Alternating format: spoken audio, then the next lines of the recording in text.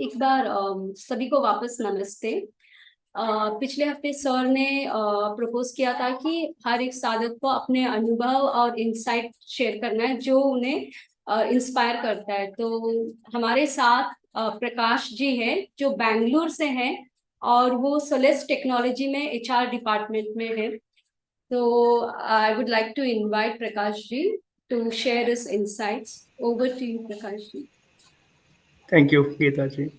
I'm just sharing the screen.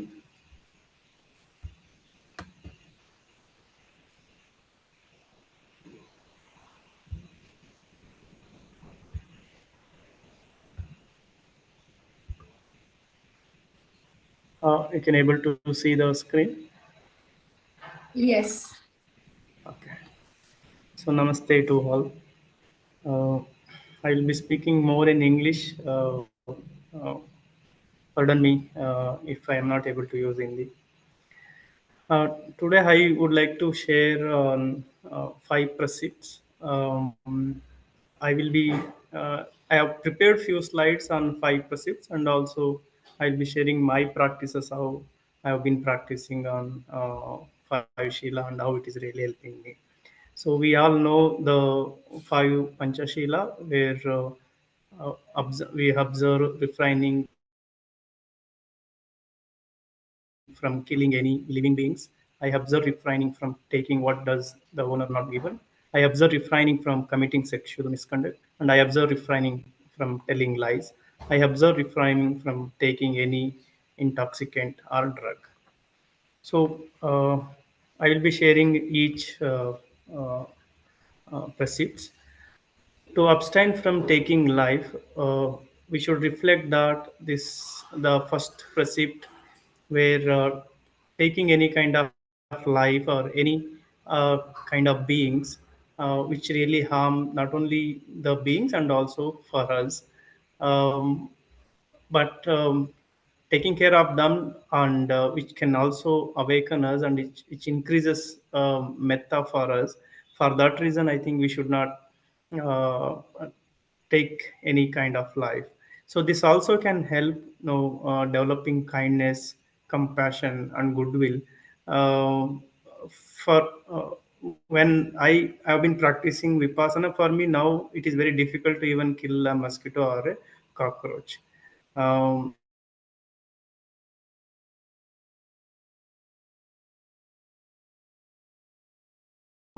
So this definitely help keep our mind very peace, and also practicing getting into a better samadhi. So I was just going through one Dhammapada 405, which can be helpful to understand on this particular precept. um, Yo tasesu tavaresu cha bhutes bhutesu dandam nidya na antina gateti tam aham brahman brumi. So basically the meaning of this is who has ceased from all hurt to any living things, active or still, who neither slays nor causes to slay, him do I call Brahmin. There is one story on this particular precept, which I just want to share it. The story of monk and the woman. So this verse was spoken by the Buddha while he was in residence at Jitwana. So with reference to a certain monk. It appears that this monk, upon receiving a meditation topic from the Buddha, retired to the forest, applied himself diligently to the practice of meditation, and attained arahantship. Thereupon he said to himself, I will inform the Buddha of the great blessing which I have received, and set out from the forest. Now, a woman living in a certain village through which he passed had just had a quarrel with her husband, and as soon as her husband was out of the house, said to herself, I will return to the house of my family. So saying, she set out on the road. As she went along the road, she saw the venerable. I will keep not far from this venerable, thought she, and followed close behind him. The venerable never looked at her at all. When her husband returned home and saw his wife nowhere about the house, he concluded to himself she must have gone to the village where her family lives and followed after her. When he saw her, he thought to himself, it can't be that this woman would enter this forest all by herself.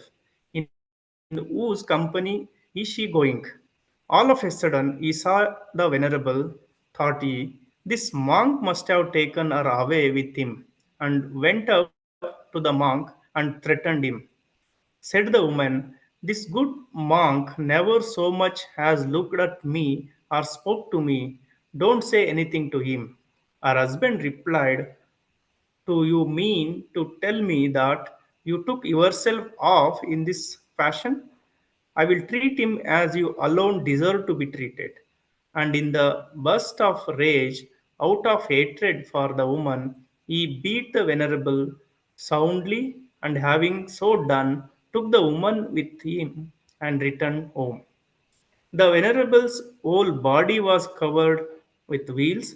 After his return to the monastery, the monk who rubbed his body noticed the wheals and asked him, what does this mean? He told them the whole story. Then the monk asked him, brother, but when this fellow struck you thus, what did you say? Or did you get hungry? No, brother, I did not get hungry. Thereupon the monks went to the Buddha and reported the matter to him, saying, Venerable, when we asked this monk, did you get hungry? He replied, no, brother, I did not get hungry. He does not speak the truth, he utters falsehood. The Buddha listened to what they had to say and then replied, monks, they that have rid themselves of the evil passions have laid aside the road. Even for those that strike them, they cherish no anger. So the story, how we can understand it, someone who really meditates very well, even if someone hurt, he could be able to sustain and he can develop the compassionate about others.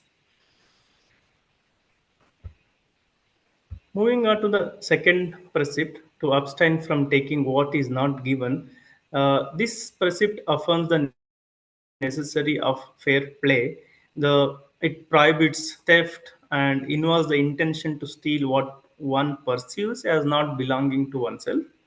Or underhand dealings, fraud, cheating, or forgery, gambling are also included in this precept. It renounces the greed and grasping unfair competition at any cost, leads one to acquire and accumulate riches by ruining others.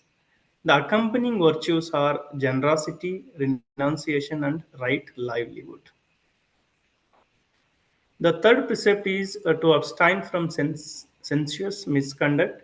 So this is of great social importance. This particular precepts also. So it implies of more self-control and would avoid sensual exaggeration. It establishes fidelity in the married life. So it respects one's personal commitment to a particular relationship also.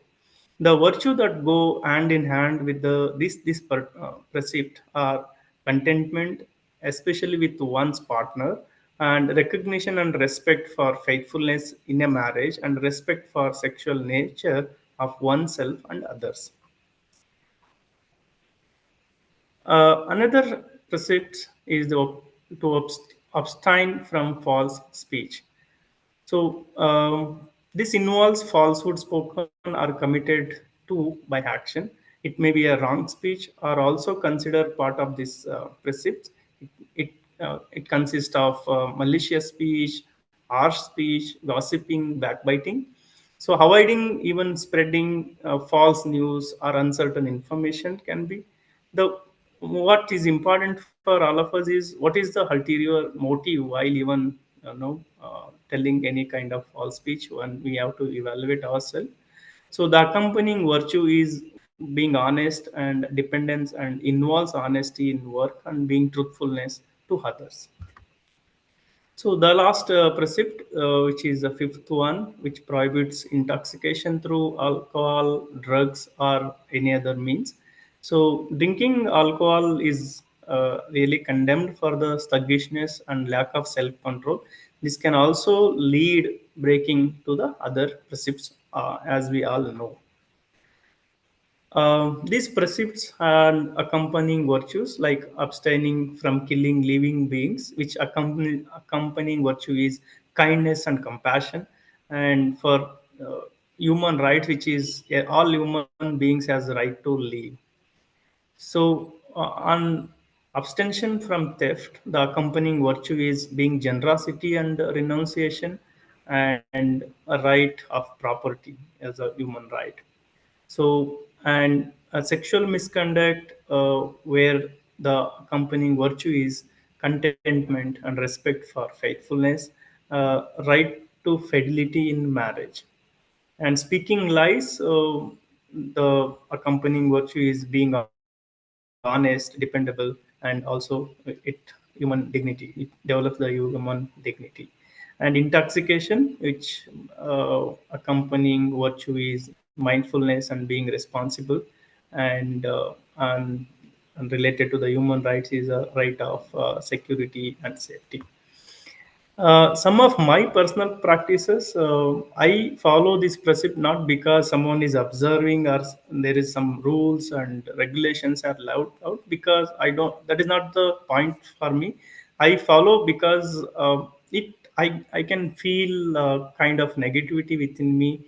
I can feel uncomfortable when I really don't follow this precept. So I follow because of me itself, rather for someone is observing me, someone is really watching me.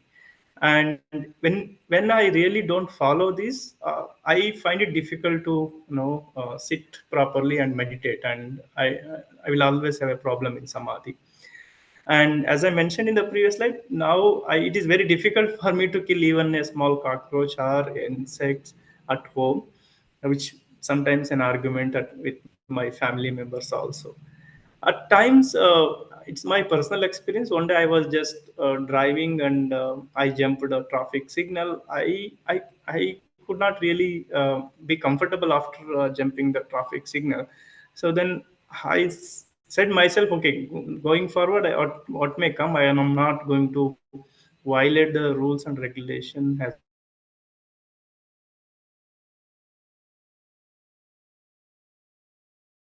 signal. So I was contemplating. I had a office mobile where I was using even for my personal purpose also. Then after that, I really took separate SIM for both office and personal. Whatever I supposed to use, I am using only for office. Then personal, I have a separate SIM and I am using it. I avoid you too much indulging sensuality, whether it is a food, TV, or any kind of those stuff. Times I also shout to the people, but I can see myself have more kindness and compassionate to them. Where I area of improvement for me still at office or some of the close friends, the backbiting about one another, which still continues. That is an area of improvement. So thank you all for listening me. These are some of my experiences I wanted to share today. Thank you Prakash ji. तो हमें हर किसी को कुछ ना कुछ versus या भगवान की कोई चैंटिंग या कोई गाथा हमें प्रेरणा देती है। जैसे उन्होंने अभी 5 शील के बारे में बताया, तो maybe we can reflect कि how this applies to us in our life and how do we practice it. जैसे उन्होंने बताया कि उनको समाधि पुष्ट करने में काफी सहायता मिलती है, तो वो अभी ट्रैफिक सिग्नल भी नहीं तोड़ते हैं, कॉकरोच भी नहीं, we don't kill, he doesn't kill cockroach also. So we can also reflect on that before towards the end, अगर आप after reflection अगर कोई सवाल है or you want to do an interaction, closing homage के पहले, we can interact with Prakash ji and ask any questions if it is related to whatever he has done the presentation. I just want to make one announcement. We will be doing this very regularly, either on a weekly basis or on an alternate basis. So I will share my WhatsApp number in the chat. Because I do not have everyone's number and all of them are not part of the daily meditation group. जिसे भी present करना है, keep it flexible. जरूरी नहीं है कि weekly once ही करना है. We can do it on an alternate basis also.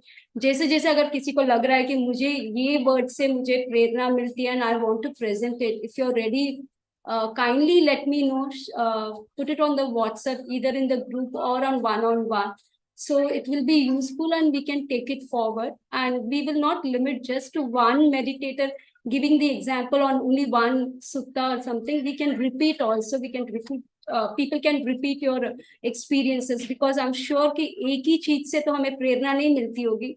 The teachings are vast, तो कई सारी चीजें ऐसे होगी जो हमें, if we share it, it can help others, including me, to reflect. I'll share it in the chat box, my mobile number. जिसको भी आगे आना है, we can do it on a regular basis. Thank you. And one more thing I just want to talk about Prakash ji. Not many people know. He has recently joined Dhammarama. Since Vasa session, he's been very regular and he's been actively participating.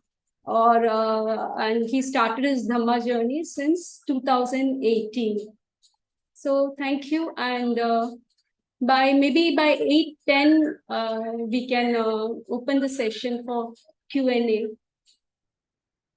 If that is okay with everyone, around 8:10.